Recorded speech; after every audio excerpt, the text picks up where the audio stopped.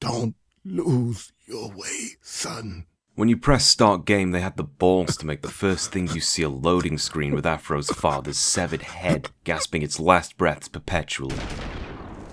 The initial cutscene is a scenario reformed from the final episode of Justice shooting Afro. Ninja formally adopts the role of in media res narrator, and he awakens Afro. Afro! These loading screens are cleverly framed as Afro's dreams, and he only ever truly awakens when it's time to kick ass. This can easily be called one of the most stylishly accomplished games for its generation. It's got a very impressive detail on its environments, and the game doesn't require an install. Development was apparently set back quite strongly to perfect the cross-hatched shading system on characters, strongly based on the mangaka's style. This is along with a very well-considered method of rendering the bushy hair physics in tailing headbands. Afro Samurai is a game that still looks distinct and mostly unhindered by its technology to this day in all but frame rate. And this visual style is entirely unimpeded. There is no HUD. Afro and enemies' health bar indicators are vaguely placed as a sheen texture that reddens their silhouette. This might give in specific readings, but it definitely reinforces that you're doing damage. His sword's pendant shimmers white when your cut meter is full, and has a dark ambience when it's entirely empty. Navigation is typically straightforward, and when it's not, pressing down on the D-pad will have Ninja teleport where you should be going, and say some goofy shit. The clear intent of making this game beautiful and not hiding it shows a kind of awareness you wouldn't find in most original games, never mind an undercooked time.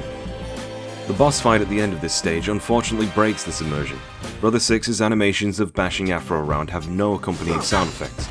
He aggressively throws you a couple of times, and you can actually see Afro starting his get-up animation before the game abruptly aborts to a loading screen. In this loading screen, Okiku comforts a poisoned Afro. We're not given a proper introduction to this world. I mean, there's incidental hints to take. There's a neo-feudal ghetto Sakoku bar. Afro asks where number 1 is, and people exclaim they want to attack the number 2.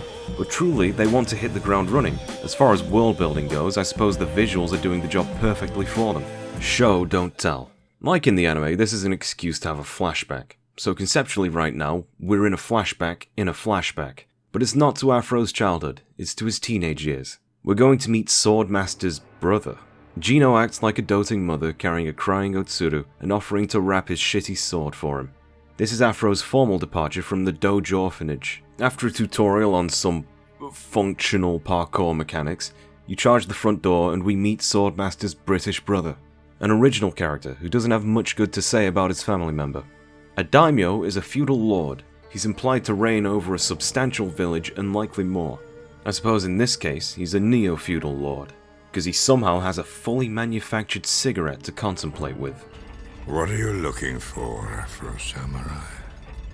This is the biggest hook of the game's structure. Each chapter is framed as a certain character's story.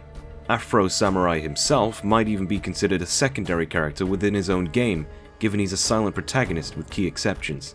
For instance, in this chapter, Daimyo questions Afro's motives. He wants the number 2 headband, but Afro himself doesn't say this until the boss fight. Instead, during this level, Daimyo will use his sultry voice to nonchalantly taunt Afro about how he was found in the forest as a child, covered in blood, having killed in self-defense, carrying his father's severed head and sword, which Daimyo supposedly had to tear from Afro's hand. And in your knapsack was your father's skull, picked clean of the good meat by crows or rats. Or something. Oh, there's a lot of your father in you. This is a supremely sneaky way of providing perhaps suspicious and sinister backstory to Afro, while simultaneously posing Daimyo as a very cavalier and needlessly evil man. Furthermore, the wonderful look of the game is emphasized with this kind of Japanese steampunk aesthetic. They work the chapter's villains' needless wealth into the game design, as you need to jinx an ornate clock to awkwardly platform up the hands to the second floor. His home is crammed with samurai armor and stolen goods. It's overly beautiful even. And toward the end of the level, you fight his ninja strippers around their stripper pole. What we're looking at here is a Japanese property that explores a fusion of American and Japanese tropes from a very Japanese perspective through the lens of mid-thousands American crudeness is cool culture. There was a big chance for this to not work out very well. but the amount of African Americanization inherent in the production of even the anime makes this still miraculously within the realm of good taste. The ninja strippers are the only example of something that just about pushes this boundary.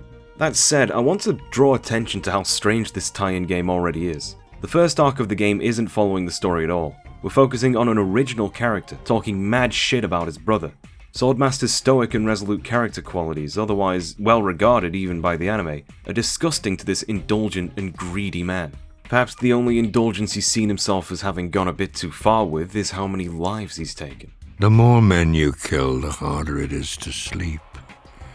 And I am so very tired. This playful yet hollow delivery is comfortably haunting. On your final approach, Teen Afro declares he wants the number 2 headband, and he's oh so disappointed.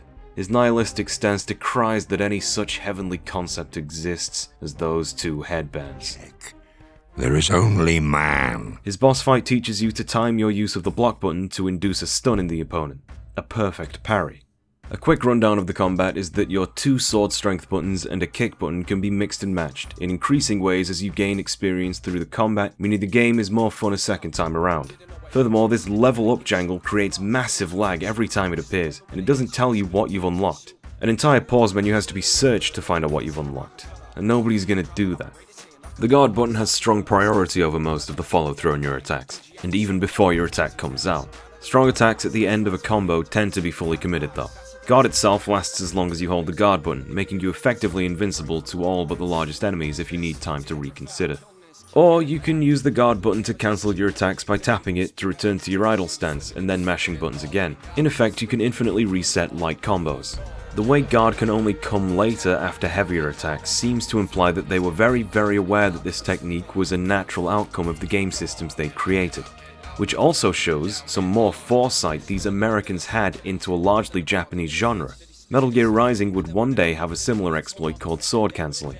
Speaking of coincidences, the parry system that comes from this also has a timeout. If you miss the parry window, spamming guard will not reset your chance. The game enforces conscious decision making rather than option selecting.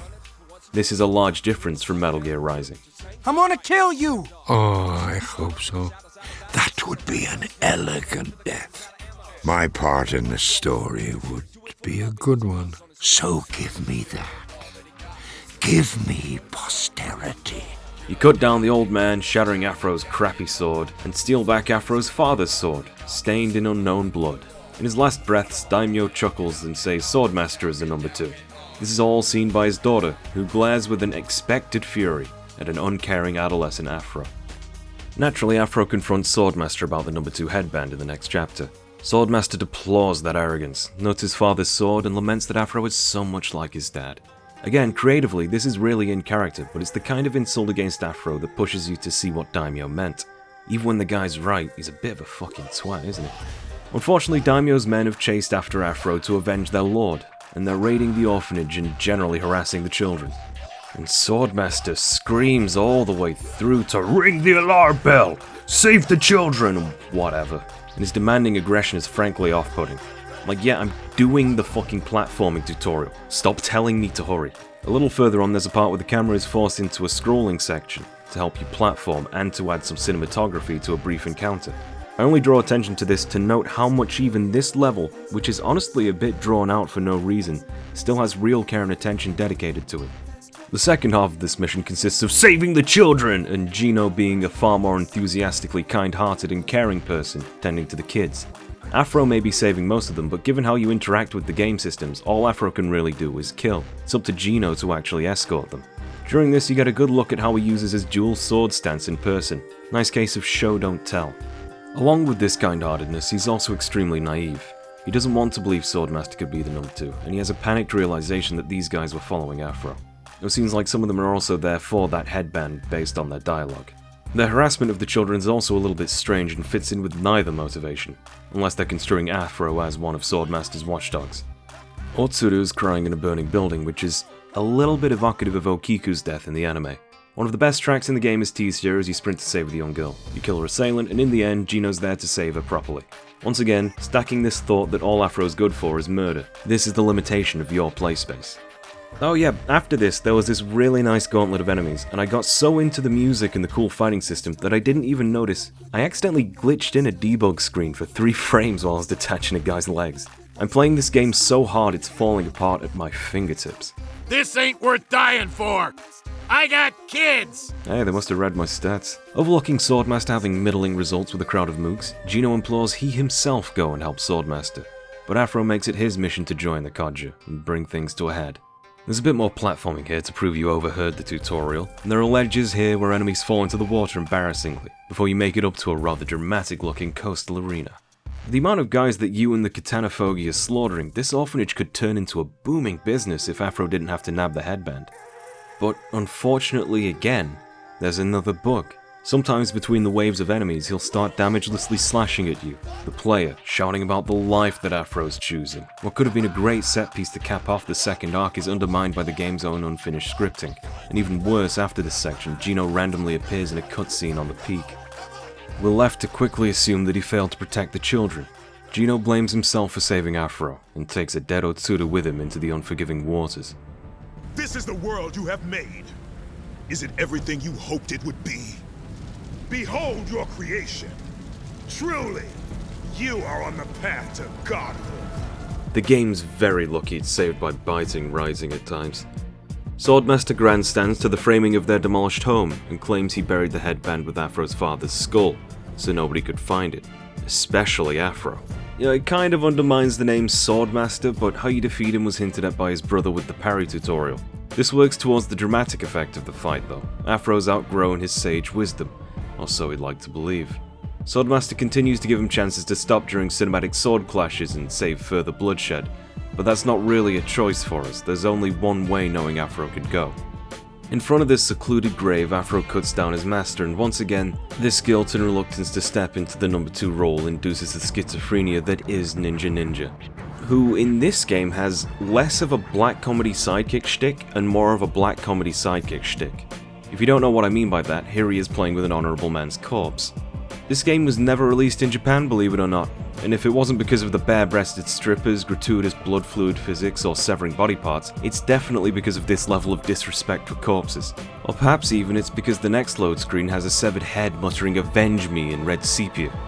During these flashback chapters, loading screens are framed as our hero drifting into consciousness momentarily, to see Okiku whispering sweet comfort, or reporting to the brothers on her phone that she sedated him to watch his dreams.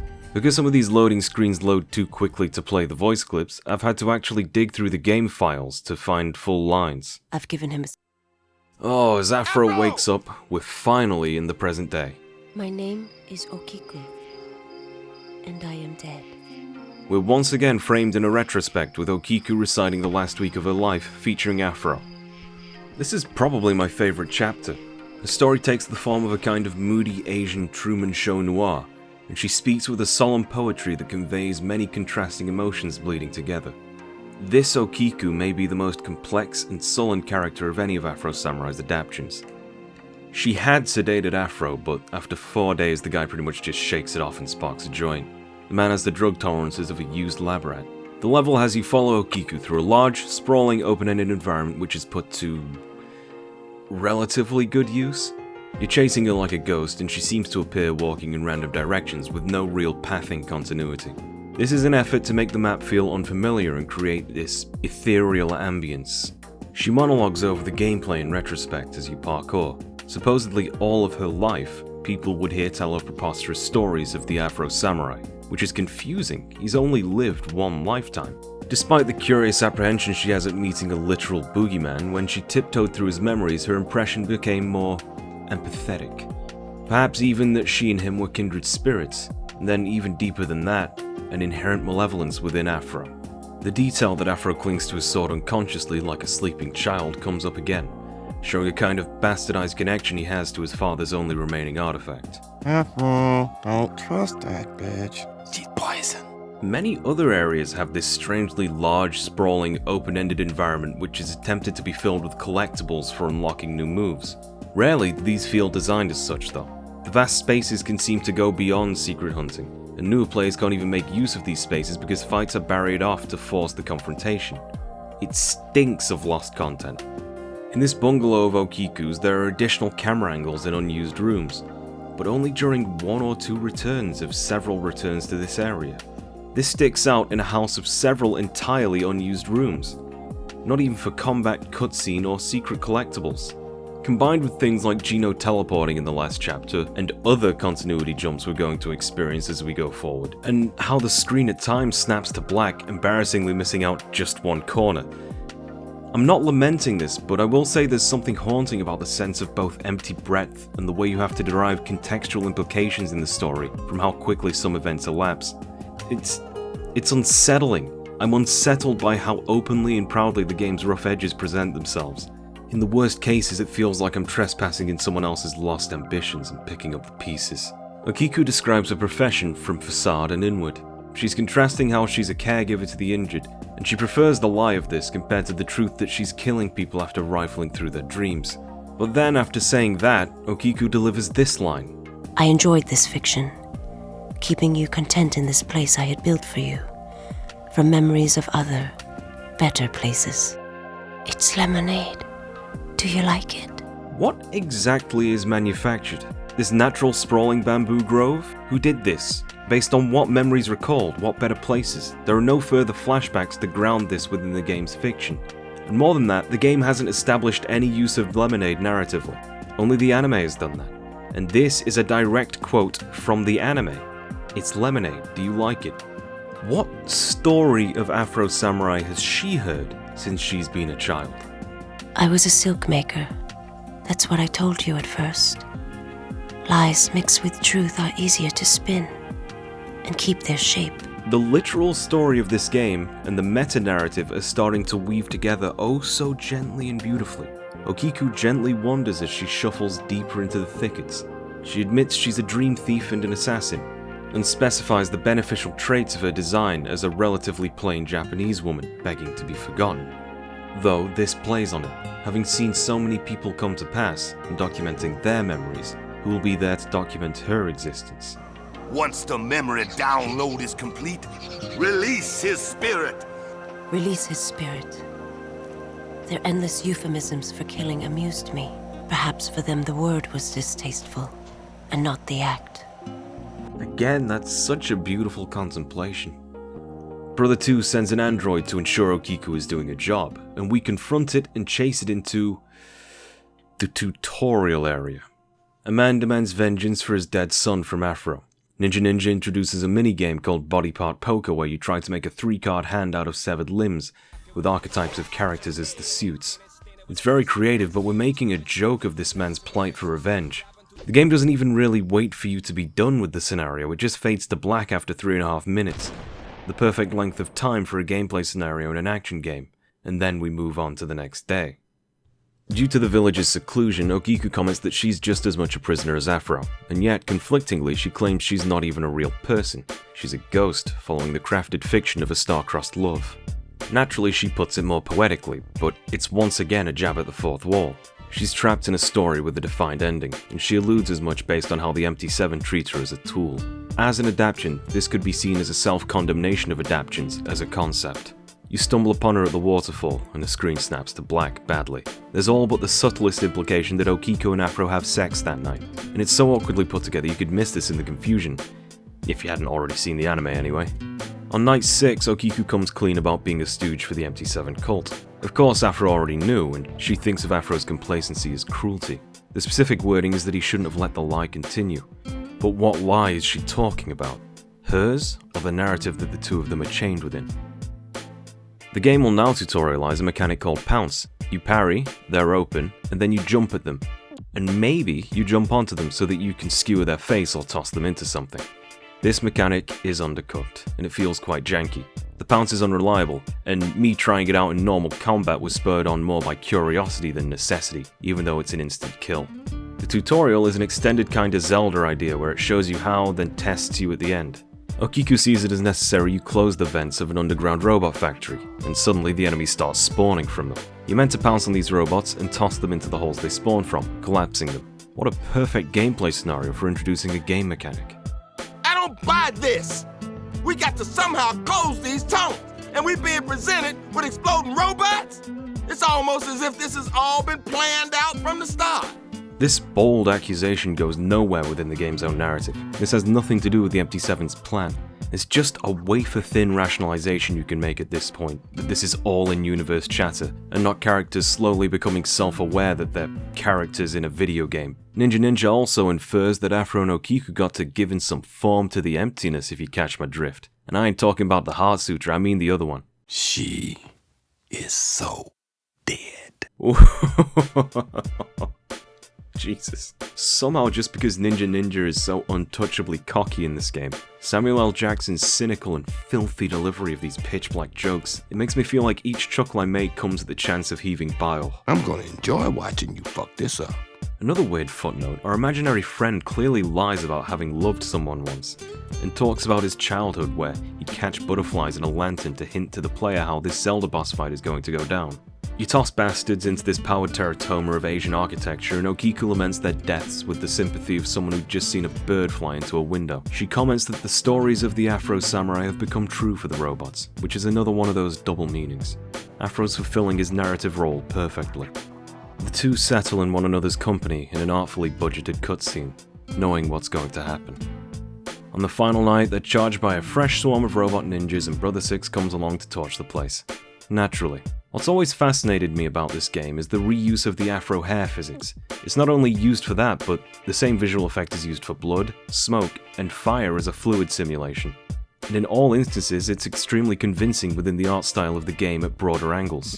Unfortunately for Brother Six, this fight wasn't very well playtested. You can just run-slash him to death. Pressing L3 activates a sprint, which opens you up to a long-distance kick or two types of slash.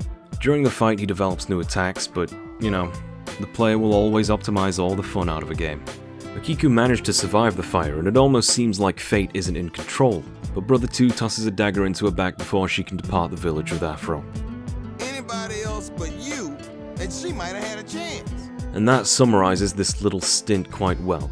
You'll notice it was never revealed as a plot twist that this was Otsuru, because it doesn't matter who she was.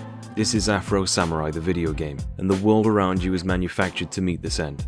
You could interpret Okiku as talking about herself in the present tense when she says she's dead at the start, as a ghost who only serves a role. In forging this story around her own retrospect, the writers disguised that Okiku's story was about a character peering outward from within the fourth wall.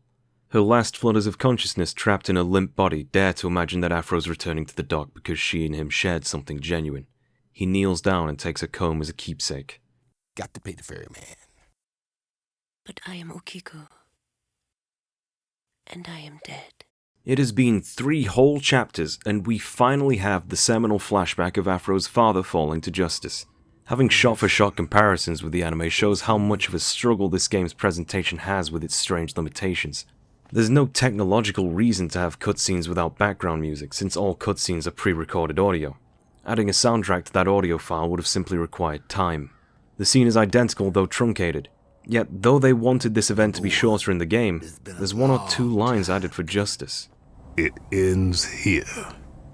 It always does. Justice could be implying a deeper history between the two, which they do share across adaptions, and it could be a comment on the cyclical nature of revenge narratives that have no end or beginning.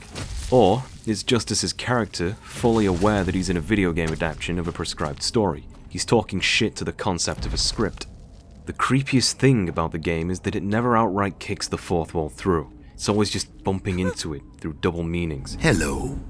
Testing it, making jokes at its expense. Speaking of shit-talking, Ninja comments on this flashback with a joke that's so disrespectful and unfunny, I died laughing. If Justice is above the script, our imaginary friend here holds sardonic contempt for it. He'll even disrespect the very title of this video game. There is no powerful and meaningful moment that he won't ruin gleefully. I'm just saying, you know, if every woman I stuck my dick into died a few hours later, man, I put that shit on my resume. This chapter is a window into Afro's insanity, because for the first time we get an internal monologue. I don't know what I expected, but he's insane. It's also the worst part of the game, where the lack of UI begins to show a price, and Ninja's guidance button just isn't programmed in. They either didn't have time or they wanted you to get stuck. The concept is astoundingly good though. As you enter, the MT7 closes off their escape by lowering the head off this statue. which they're either constructing or deconstructing. By Afro's commentary, it's certainly the latter. You have to, yourself, reconstruct this Buddhist deity by cutting ropes on a pulley system to give it back its hands, and allow you passage to other places at which to chop fulcrums and reconstruct further. It's not entirely linear, but because you walk across the arms to cross into other areas, you do loop back to this area often. And within these small loops, it's easy to get lost in the platforming challenges, and there's no real directionality to the progress you have to make, unlike the rest of the game. As such, Ninja isn't programmed to give direction here if you press down on the D-pad, something he otherwise has in every other level, and is genuinely useless in every other level. But since you're alone with Afro's thoughts, and those thoughts are impeccably combined with his scenario design.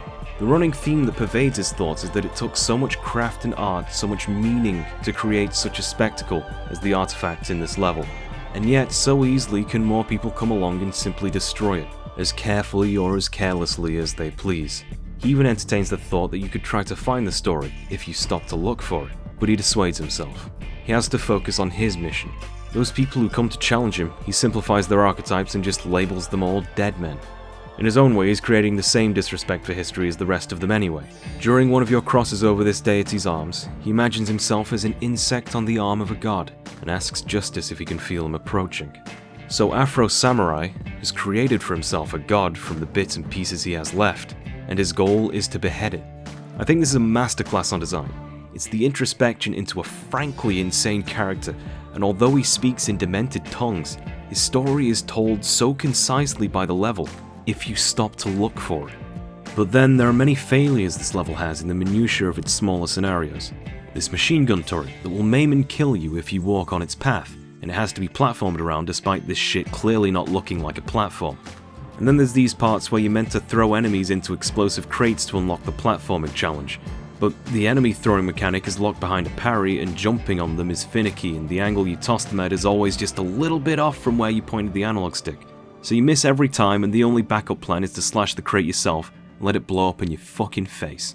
You have these gun enemies where you have to figure out when you have to slash their bullets. It's really weird because you have to press as the bullet approaches you, so it fits with the appearance of the basic cutting mechanic.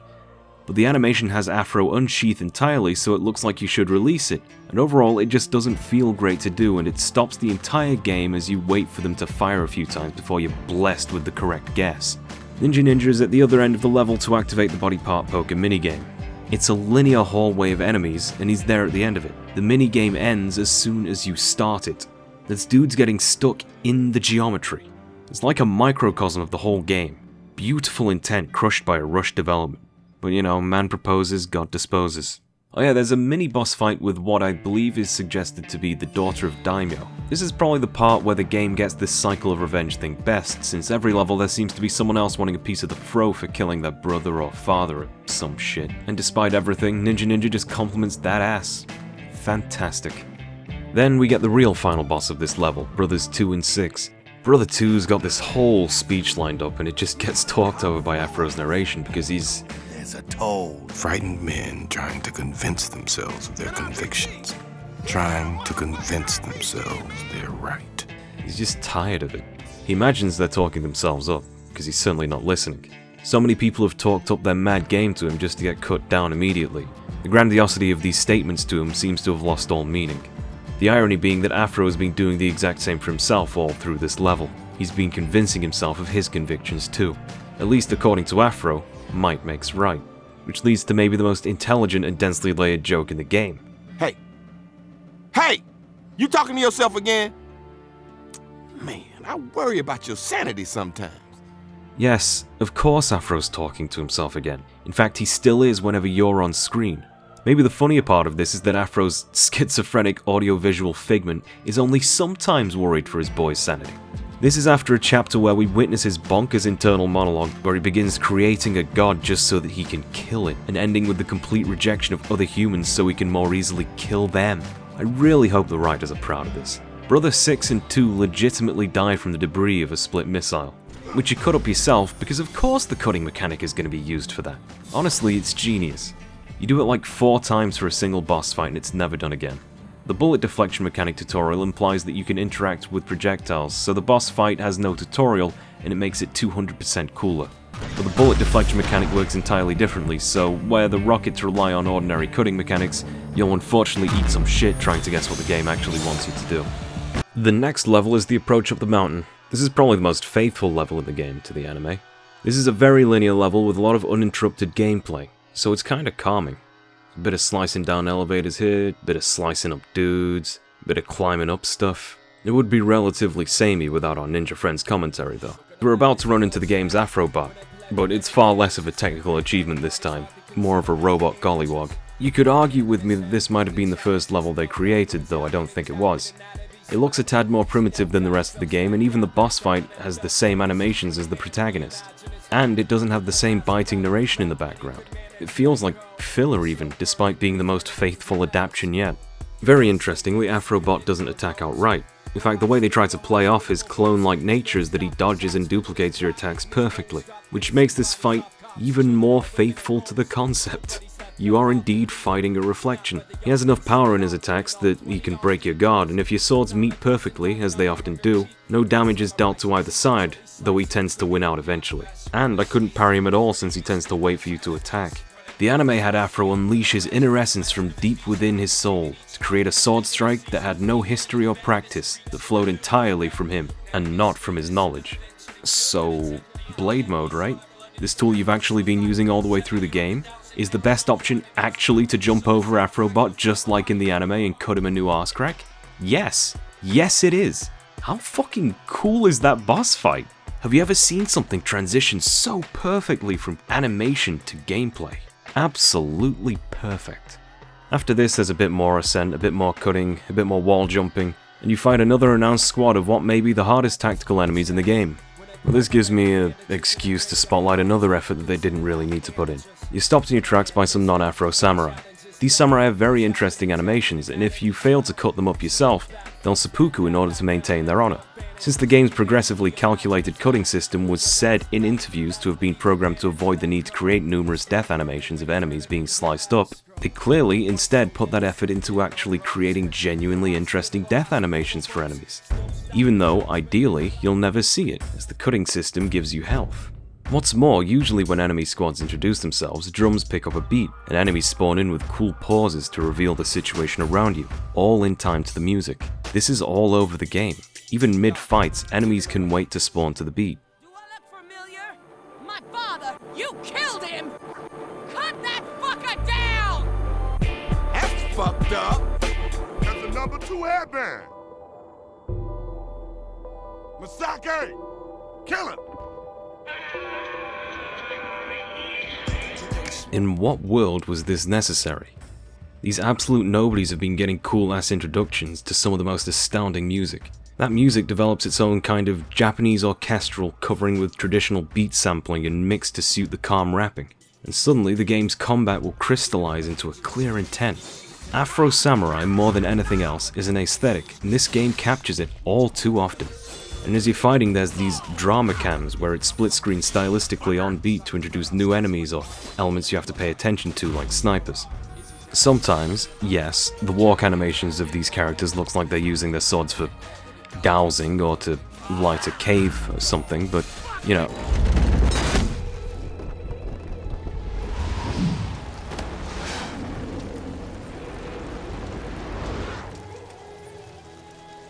You saw that, right?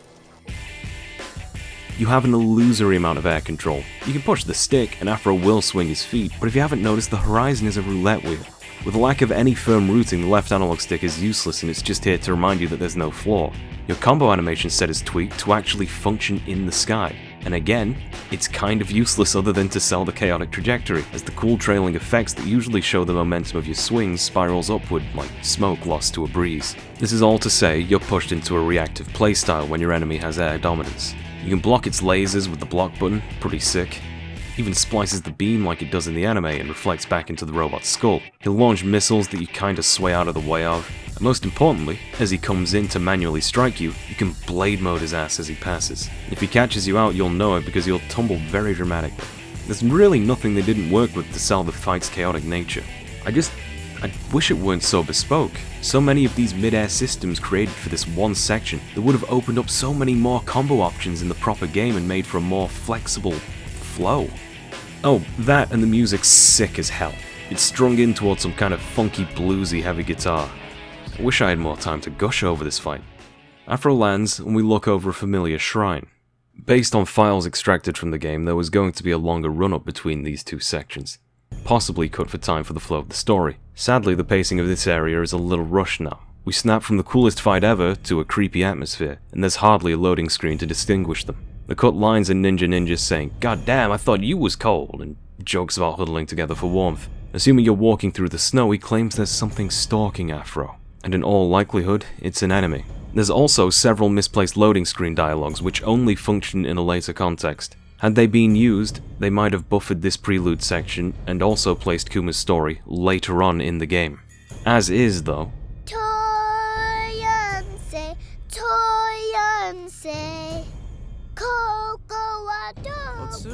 even if we hadn't seen the anime, it says it's Kuma's story when you enter.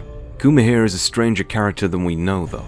The initial identification frames the bear mask as being a metaphor of man's anxiety over his place in nature. But since the game's writing itself is a metaphor, we should take this as a hint towards it being Afro's anxiety for his place somewhere else. That ain't no metaphor for shit. He asks, "Who am I?" It's definitely a tough fight. He tends to power through your blocks, and though Ninja encourages it in order to achieve parity with the anime, the timing on perfect parries is definitely very hard. He blocks very well too, but you can catch him out using consecutive focus cuts. He manages to disappear by tearing the frame rate down to single digits with some pretty rough smoke effects. He also breaks structures in front of you with his berserk strength, leading you through a snowed-over maze of piled graves. In the manga, there's said to be a grave here for everyone who fell in the pursuit of the headbands, and there's so many in this game they're actively forming the playfield. They really captured the ambience here, and as kind of loosely cut as it is, the visual effects are really selling the snowed-in, fogged-out sense of scale. After a few ambushes, Kuma just waits there amid the snow because that's kind of what he has to do. The scene has to exist in Afro Samurai the video game. A song using audio clips from the Afro Samurai anime plays. The swords clash and Kuma asks again, "Who am I?" As much as Ninja wants to mock the game's writing by asking if he's Yogi or some shit, this is a genuine question. Is that question for himself? He seems amnesic, but at the same time, in the anime, this was meant to be a question Afro asked himself, and it's the core twist of the entire show that Jino would come back. Even then, through the game, every other loading screen has depicted Jino mumbling to himself in tongues as the teddy bears fall. Is this question actually for the player? Because we know it's Jino, even based on the twin sword animations being the same as when he was a kid, though he also has more attacks than just that now, and he can block from behind? Jino runs up the iconic Tori as you make chase. This Tori gate was symbolic for Afro's ascent up Mount Shumi, and Teddy Boy blocked the path until he accepted his sins, and then he could pass. Though perhaps not on this behemoth scale, Tori gates are common to see at Japanese shrines. Torianse, the song Otsuru was singing in a loading screen, is a children's nursery rhyme. The title means, "You may pass." The full song is a conversation between a civilian requesting a guard that they might go to the local deity's shrine in order to offer thanks for their child turning 7. At some point in Japanese history, this was a rarity. It seems it was a premature celebration of coming to maturity during harsh times. Well, also around Afro. The late Otsuru singing this is a bitter irony in retrospect. The song ends with a warning.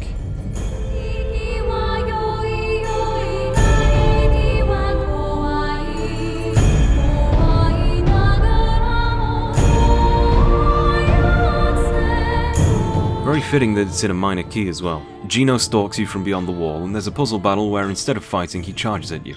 This is so you can trick him into breaking the rafters so it might come down and lead to the next floor up, followed by another typical bout. Jino makes a laugh that sounds somewhat between maniacal and like it's hiding a cry. He remembers it all, thankfully. And now, the Tori is going to crumble. I can tell what you're thinking. You think you know how this ends. You saw the TV show, right? Right?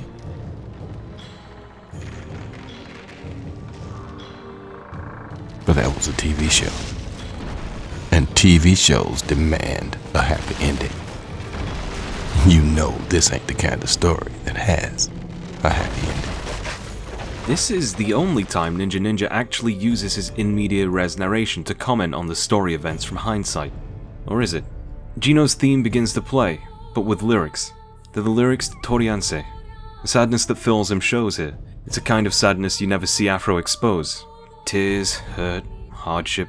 He's not happy that he has to kill Afro, but he sees it as his duty now. After all, Jino saved Afro. He spent his life since helping and protecting a monster. And when that monster made it to maturity, he brought hell to everything around him. That's why the game is continuously undermining itself on the surface. Afro is a monster. He's insane. He knows he's a crazed killer. Daimyo even hints that he might have eaten the flesh off his own father's skull. Jino comments that perhaps these gravestones do mark everyone who died for the headbands, but not people affected externally or indirectly like Otsuru, Okiku, the orphanage, the people who simply want revenge against Afro and don't care about the cloth. Jino mutters Afro's name one more time and dies in an explosion, likely to do with his animatronic body. There is a glint of remorse in Afro's eyes, but he's not shedding that tear that Ninja is trying to eke out of him. This is honestly a bad joke at Jino's expense. Not in bad taste, no, but intentionally written to distance Double N from the player. The joke is in the style of narration, very sarcastically, despite him actually being the game's overarching narrator. At this point, the line between Ninja as the narrator and the character is gone. The game's pretense of being an adaptation of an acclaimed anime is betrayed, as if it hadn't been several times already. Maybe the AFROBOT section was just to prove that they could have, if they wanted to, but they refused to. The line between the surface story and the thematic narrative has been hemorrhaging since the very beginning, and I think it's finally bled out. Since the next chapter is about the Empty Seven, I guess it's necessary that Ninja reads out the Heart Sutra, and then we get one of the hottest jams to come from this game to introduce what might be considered the game's final level. It's something of an embodiment of the issues of the game as a whole. The game is beautiful, the core combat system is great, the enemies you combat are well designed, the presentation triumphs over its contemporaries, the writing is only going to get crazier, but then there's just too many samey enemies and a lack of variety with which they're presented, along with some buggy shit and some pretty roughly landed boss fights. For instance, this sick fight at the start lasts a whole 2 minutes, and that's on the lighter side of the gauntlets faced in this level. After a further 4 minutes spent slashing through foes to reach the core of the level, there's an actual 10-minute gauntlet. And I wasn't being bad at the game and just showing off for the camera. I eventually started manipulating the higher health enemies into jumping into death pits, which is an exploit that I had time to find in this fight. This is an endless stream of killing, but never once did that combat feel unsatisfying or lame. Just exhausting. Further creating a sense of disjointed design, this lavish temple area looks like it was meant to be within the temple front we saw at the end of the AFROBOT chapter, which would have made more sense and followed the anime's continuity. Then, on the other end of this, we would see Jino. I can't say that with certainty though, because the Empty Seven are here. All 6 of them. If you'll recall, we did in fact already kill Brothers 2 and 6 during Afro's chapter, and now they're back, as terrible boss fights. So, what even is continuity anymore? There's this beautiful thing happening right now in this game, where the schizophrenia Afro suffers from and the challenging deconstruction of its own story is actually complemented by the fact that the game is unfinished, messy, untrustworthy, and not even loading in the right order anymore. What is intentional? What is not intentional? What part of this is the lovingly adapted world of Afro Samurai? What part of this is the writer's hammer coming down on the premise of Afro Samurai? And what part of this is the game self-destructing under its own ambition? After having tested the limits of your combat abilities and/or sufferance, the game then has you climb 3 different platforming challenges to test how well you can time pressing the jump button. More importantly, the narration. It's back to the formal style of the first half of the game, some normalcy. Number 1 claims his cult wants to turn this world into heaven and create a millennium of harmony, where they reign as gods. And Afro has to be sacrificed. There's the presumption to be made that they need the number 1 headband for this. It's typical cult talk if you ask me, but it reflects some aspects of Afro's own pretense. He's trying to duel a god and then become it. He's trying to create his own heaven, which is achieving revenge. And it's all pretense. Daimyo reflected Afro's indulgence in his sin. Okiku reflected a shallow facade of a murderer and saw through it. Jino was just as much a monster of Afro's making as Afro was of his. It's another reflection of what he creates in this world.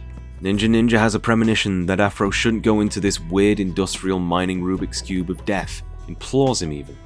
We know he knows best at this point, but there's no other option. It's time to face the Empty Seven, which I will spare you the further awkward platforming sections and compound into a single boss rush. Brother 3 spills his own blood for us in a strange meat grind and pieces out, leading to another big fight. Brother 6 is miraculously back living, and you have to goad out whiffs and very quickly circle around his bulky body to trim his arse hairs, which has him, too, end up in a blender. Brother 1 fires exploding bullets at you, which you return to sender. They get directed at Brother 4 and 5 and himself, who chase you on fire and you must run around for a minute until they find their way into the meat grinder as well. So that's 1, 3, 4, 5, 6 of the empty 7. That leaves only Brother 2, looking rather virile for a deceased man of his age. He claims this sacred place is one they've found, one they've been translating and deciphering. Figuratively, this box looks like mining material, so I guess it's visually appropriate.